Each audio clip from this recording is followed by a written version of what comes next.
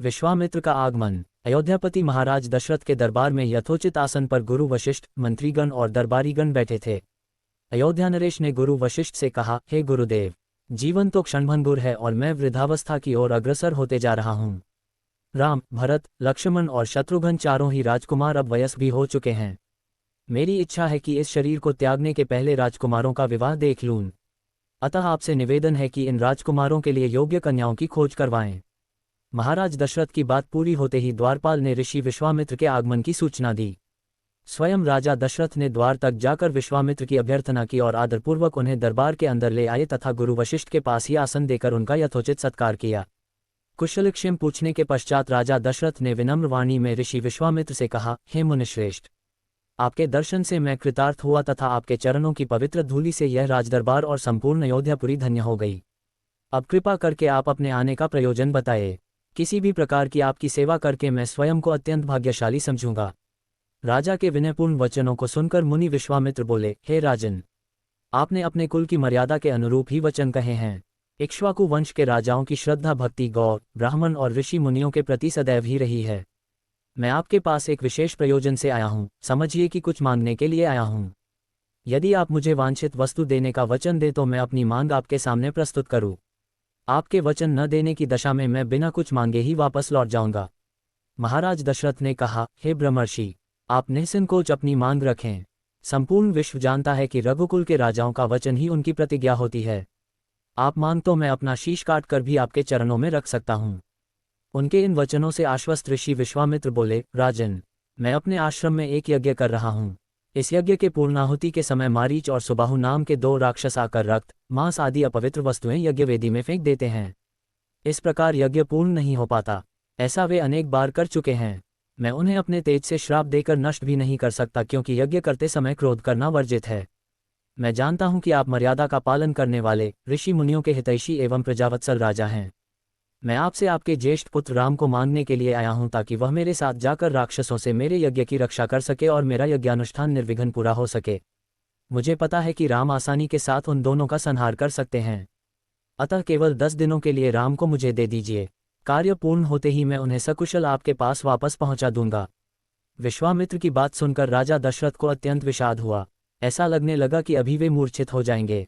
फिर स्वयं को संभाल कर उन्होंने कहा, मुनिवर, राम अभी बालक है। राक्षसों का सामना करना उसके लिए संभव नहीं होगा। आपके यज्ञ की रक्षा करने के लिए मैं स्वयं ही जाने को तैयार हूँ। विश्वामित्र बोले, राजन, आप तनिक भी संदेह न करें कि राम उनका सामना नहीं कर सकते। मैंने अपने योगबल से उनकी शक्तियों का अनुमान लगा लिया है। आप निश्चिंत होकर राम को मेरे साथ भेज दीजिए। इस पर राजा दशरथ ने उत्तर दिया, हे मुनिश्रेष्ठ, राम ने अभी तक किसी राक्षस के माया प्रपंचों को नहीं देखा है और उसे इस प्रकार के युद्ध का अनुभव भी नहीं है। जब से उसने जन्म लिया है मैंने उसे अपनी आंखों के सामने से कभी ओझल भी होने नहीं दिया है। उसके वियोग से मेरे प्राण निकल जावेंगे। आपसे विनय है कि कृपा करके मुझे ससैन्य चलने की आज्ञा दें। पुत्रमोह से ग्रसित होकर राजा दशरथ को अपनी प्रतिज्ञा से विचलित होते देख ऋषि विश्वामित्र आवेश में आ गए। उन्होंने कहा, राजन, मैं नहीं जानता था कि रघुकुल में अब प्रतिज्ञा पालन करने की परंपरा समाप्त हो गई है। यदि जानता होता तो मैं कदापि नहीं आता। लो, मैं अब चला जाता हूँ। बात समाप्त होते होते उनका मुख क्रोध से लाल हो गया। विश्वामित्र को इस प्रकार क्रोध होते देखकर दरबारी एवं मंत्रीगण भयभीत हो गए और किसी प्रकार के अनिष्ट की कल्पना से वे कांप उठे। गुरु वशिष्ठ ने राजा को समझाया, हे राजन, पुत्र के मोह में ग्रसित होकर रघुकुल की मर्यादा, प्रतिज्ञा पालन और सत्यनिष्ठा को कलंकित मत कीजिए। मैं आपको परामर्श देता हूं कि आप राम के बालक होने की बात को भूलकर एवं निश्चिंत होकर राम को मुनिराज के साथ भेज दीजिए। महामुनि अत्यंत विद्वान, नीति निपुण और अस्त्र शस्त्र के ज्ञाता हैं। मुनिवर के साथ जाने से राम का किसी प्रकार से भी अहित नहीं हो सकता, उल्टे वे इनके साथ रहकर शस्त्र और शास्त्र विद्याओं में अत्यधिक निपुण हो जाएंगे तथा उनका कल्याण ही होगा। गुरु वशिष्ठ के वचनों से आश्वस्त होकर राजा दशरथ ने राम को बुला भेजा। राम के साथ साथ लक्ष्मण भी वहां चले आए। राजा दशरथ ने राम को ऋषि विश्वामित्र के साथ जाने की आज्ञा दी।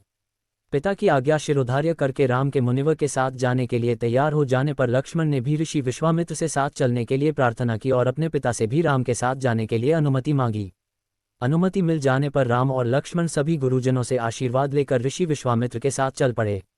समस्त अयोध्यावासियों ने देख कि मंद धीर गति से जाते हुए मुनिश्रेष्ठ विश्वामित्र के पीछे पीछे कंधों पर धनुष और तरकस में बाण रखे दोनों भाई राम और लक्ष्मण ऐसे लग रहे थे मानो ब्रह्मा जी के पीछे दोनों अश्विनी कुमार चले जा रहे हों।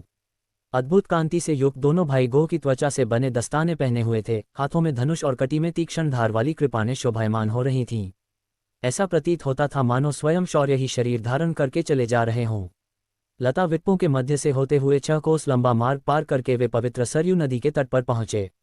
मुनि विश्वामित्र ने स्नेहयुक्त मधुर वाणी में कहा, हे वत्स, अब तुम लोग सरयू के पवित्र जल से आचमन स्नानादि करके अपनी थकान दूर कर लो, फिर मैं तुम्हें प्रशिक्षण दूंगा। सर्वप्रथम मैं तुम्हें बला और अतिबला नामक विद्याएं सिखाऊंगा।